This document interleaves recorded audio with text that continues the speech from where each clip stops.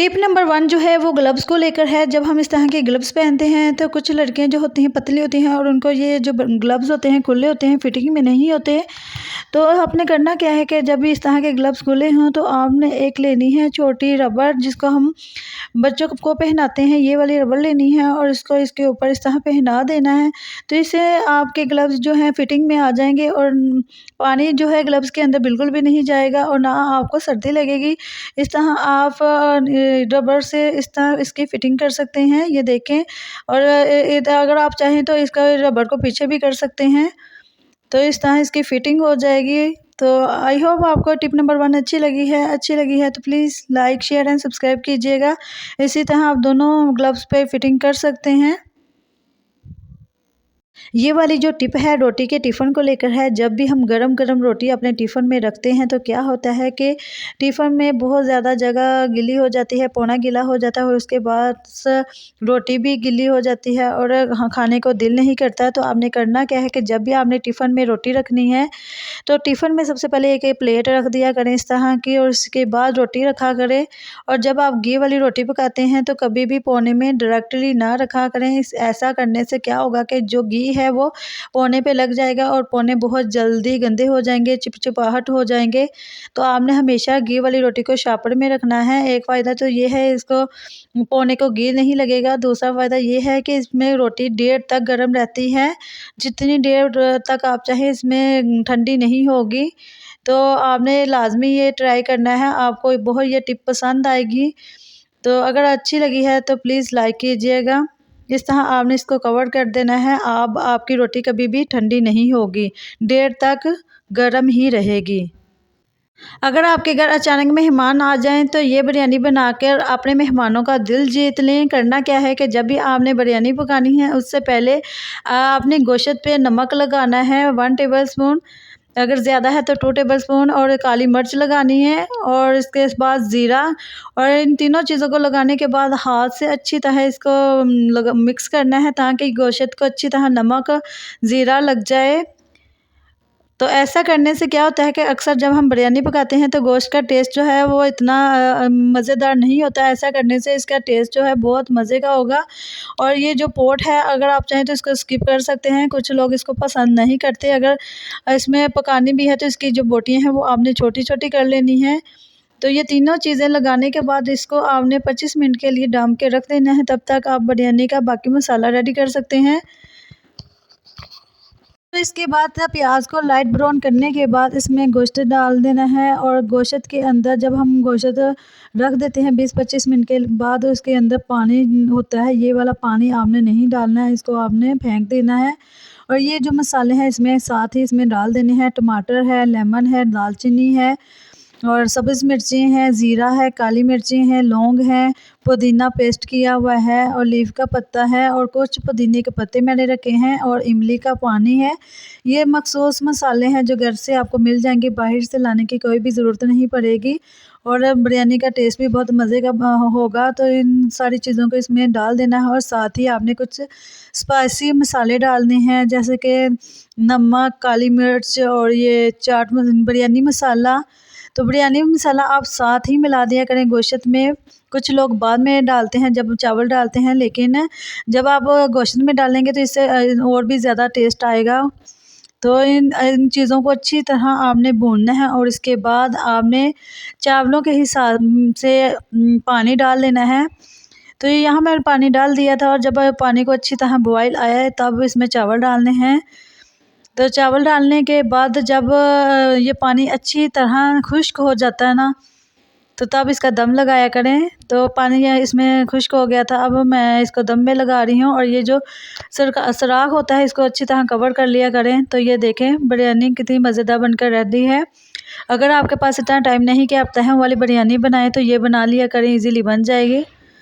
ये जो टिप है पुदीने को लेकर है। जब भी हमारे घर में पुदीना आता है तो हम क्या करते हैं कि पुदीने की टहनी एक एक पकड़ते हैं और एक एक इसका पत्ता निकालते हैं। जब हम ऐसा करते हैं तो हमारा बहुत ज़्यादा टाइम वेस्ट हो जाता है।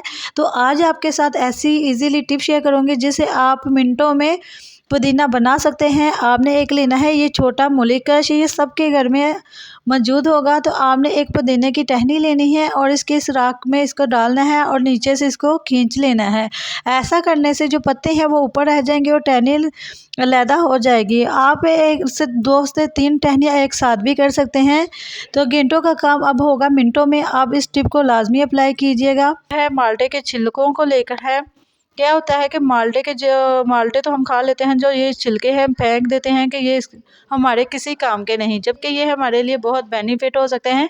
इसमें विटामिन सी जो है वाफिर मकदार में मौजूद होता है। अगर आपको इसके फ़ायदे का पता लग जाए तो आप आज के बाद कभी भी नहीं फेंकेंगे बल्कि ढूंढ ढूंढ के लाएंगे। तो इसको इस तरह काट लेना है और उसके बाद आपने एक बर्तन लेना है और इसमें 1 गिलास पानी लेना है। और जब पानी गर्म हो जाए तो आपने ये जो माल्टे के छिलके हैं इसमें डाल देना है।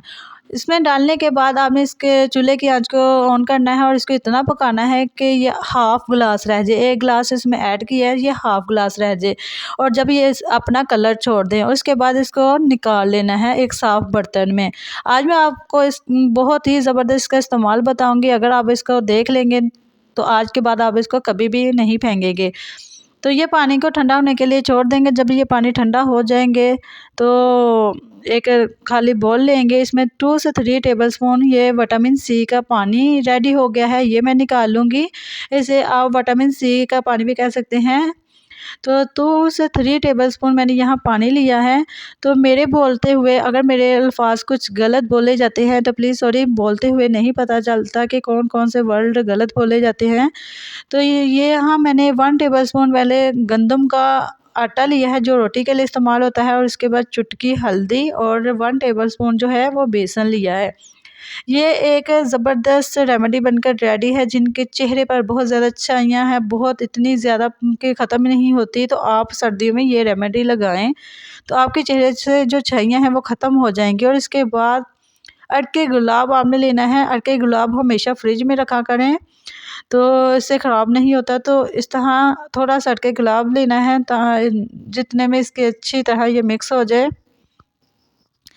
तो ये अगर आपके चेहरे में छाइयाँ हैं, पिंपल्स हैं, दाग धब्बे हैं तो सर्दियों में ये रेमेडी बहुत ही पावरफुल है। और ये विटामिन सी का जो पानी है आप इसे अपनी फ्रिज में स्टोर करके रख सकते हैं। डेली पानी इसमें डालें और अपने फेस पर लगाएं। आप इतनी 10-10 15-15 हज़ार की क्रीमें लेकर आते हैं कि छाइयाँ ख़त्म हो जाएं, लेकिन फिर भी ख़त्म नहीं होती, उल्टा आपके फेस को नुकसान पहुँचाती हैं। तो आज के बाद आपने कभी भी नहीं फेंकनी। ये जो माल्टे के छिलके हैं ना, इसमें विटामिन सी जो है वाफिर मकदार में मौजूद होता है जो छाइयों को ख़त्म करता है। तो इस रेमेडी को आपने डेली लगाना है। डेली लगा के आपने 15 मिनट के लिए रखना है और हल्के हल्के हाथों से फेस पर मसाज करना है।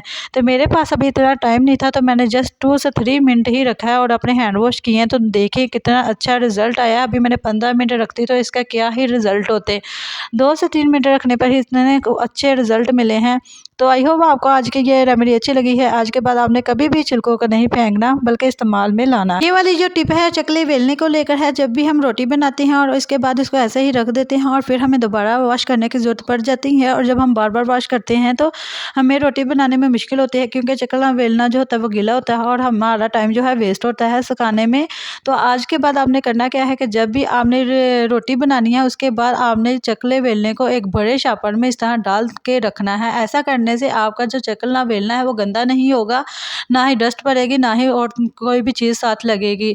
और आपको बार बार वॉश करने की भी ज़रूरत नहीं पड़ेगी और आपका टाइम भी वेस्ट नहीं होगा। आई होप आपको ये टिप भी अच्छी लगी है। अच्छी लगी है तो प्लीज़ लाइक कीजिएगा।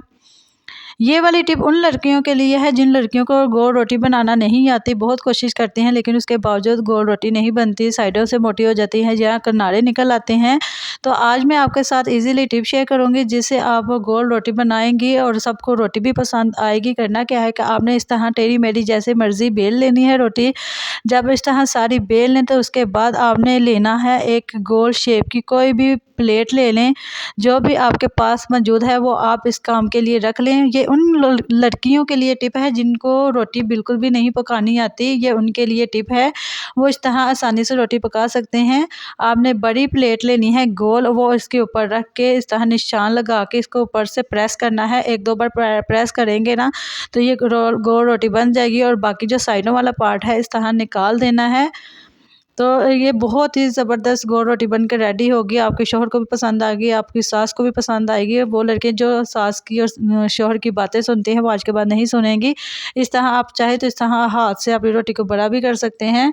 जो इसके किनारे हैं वो एक जैसे होंगे, कहीं से मोटी कहीं से पतली नहीं होगी। आई होप आपको ये टिप अच्छी लगी होगी। जो मेरी टिप है पैंट को लेकर है। बाजू का तो क्या होता है कि पैंट बड़ी होती है और इसको हमने साइज़ में छोटा करना होता है, तो क्या होता है जब हम इसको कटिंग करते हैं तो इसकी जो शेप है वो ख़राब हो जाती है। तो आज मैं आपको बताऊँगी बगैर कटिंग के आप किस तरह इसको छोटा कर सकते हैं।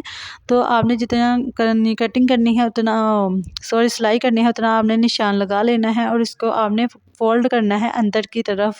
जैसे मैं फ़ोल्ड कर रही हूँ सेम ऐसे फ़ोल्ड करना है और उसके बाद आपने सुई से इसके ऊपर टाँके लगाने हैं। सादे टाँके लगाने हैं, कोई मुश्किल काम नहीं है। जिसको सिलाई नहीं भी आती वो भी आसानी से लगा सकता है। तो आपने ध्यान से देखना है, सिंपल टाँके हैं। जस्ट इस तरह आपने टाँके लगाने हैं। ये देखिए मैं क्लोज़ करके भी आपको दिखा रही हूँ। तो जब तक मैं ये टाँके लगा रही हूँ जल्दी से जाएं और लाइक करें, कमेंट करें और मेरी वीडियो को ज़्यादा से ज़्यादा शेयर करें और लाज़मी बताएं कि आप कहाँ से मेरी वीडियो देखते हैं। कमेंट अच्छे करें, मुझे आपके कमेंट पढ़ना बहुत अच्छा लगता है। तो ये देखें इस तरह टाँके लगाने हैं। लगाने के बाद आपको मैं इसका भी फाइनल रिज़ल्ट भी दिखाती हूँ। जब ये सारा सिलाई कर लें उसके बाद इस टाँके को पक्का करके आपने कटिंग करना है। तो यहाँ मैंने इसको सिलाई कर लिया, इसका मैंने यहाँ पंखा कर लिया। मैं आपको बताऊँगी, ये देखें लग ही नहीं रहा कि मैंने ये सुई से पैंट को ठीक किया है, छोटा किया है।